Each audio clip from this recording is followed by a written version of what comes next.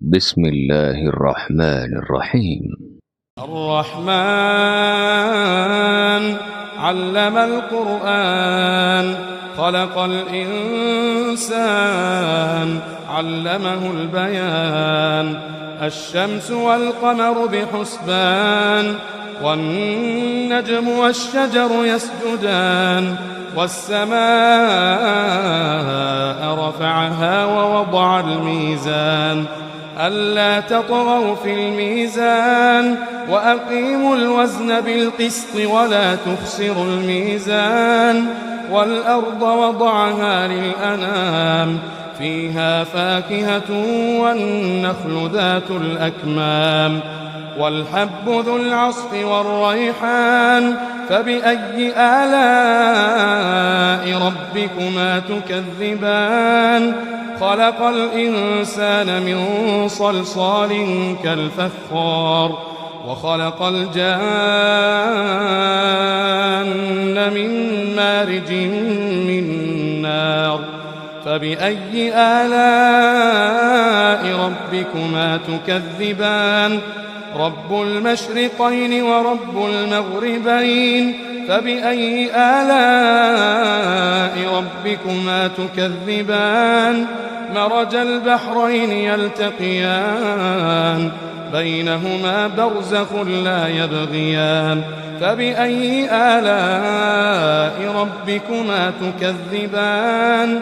يخرج منهما اللؤلؤ والمرجان. فبأي آلاء ربكما تكذبان؟ وله الجوار المنشآت في البحر كالأعلام. فبأي آلاء ربكما تكذبان؟ كل من عليها فان ويبقى وجه ربك ذو الجلال والإكرام. فبأي آلاء ربكما تكذبان؟ يسأله من في السماوات والأرض كل يوم هو في شأن. فبأي آلاء ربكما تكذبان؟ سنفرغ لكم أيها الثقلان. فبأي آلاء ربكما تكذبان؟ يا معشر الجن والإنس إن استطعتم أن تنفذوا من أقطار السماوات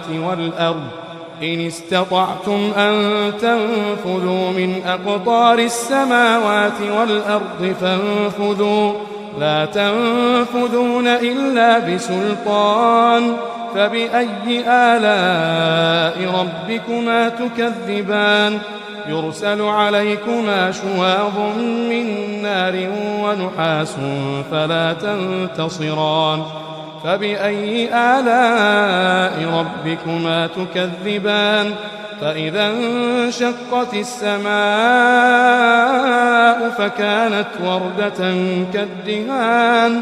فبأي آلاء ربكما تكذبان؟ فيومئذ لا يسأل عن ذنبه إنس ولا جان. فبأي آلاء ربكما تكذبان؟ يعرف المجرمون بسيماهم فيؤخذ بالنواصي والأقدام.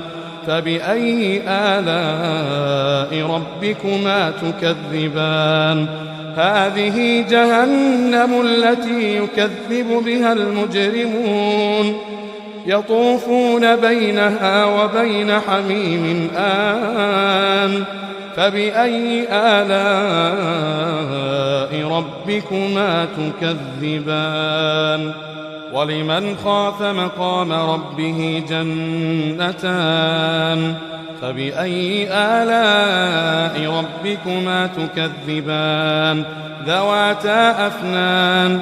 فبأي آلاء ربكما تكذبان؟ فيهما عينان تجريان فبأي آلاء ربكما تكذبان فيهما من كل فاكهة زوجان فبأي آلاء ربكما تكذبان متكئين على فرش بطائنها من استبرق وجنى الجنتين دان فبأي آلاء ربكما تكذبان فيهن قاصرات الطرف لم يطمثهن إنس قبلهم ولا جان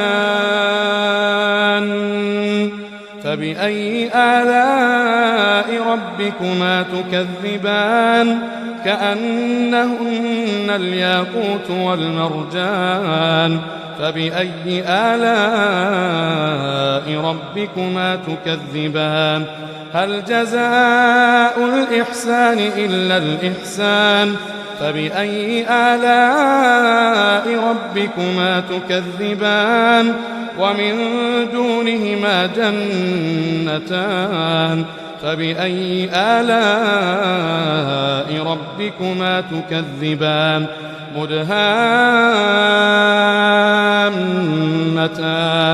فبأي آلاء ربكما تكذبان فيهما عينان نضاختان فبأي آلاء ربكما تكذبان فيهما فاكهة ونخل ورمان فبأي آلاء ربكما تكذبان فيهن خيرات حسان فبأي آلاء ربكما تكذبان حور مقصورات في الخيام فبأي آلاء ربكما تكذبان لم يطمثهن إنس قبلهم ولا جان فبأي آلاء ربكما تكذبان متكئين على رفرف خضر وعبقري حسان فبأي آلاء ربكما تكذبان تبارك اسم ربك ذي الجلال والإكرام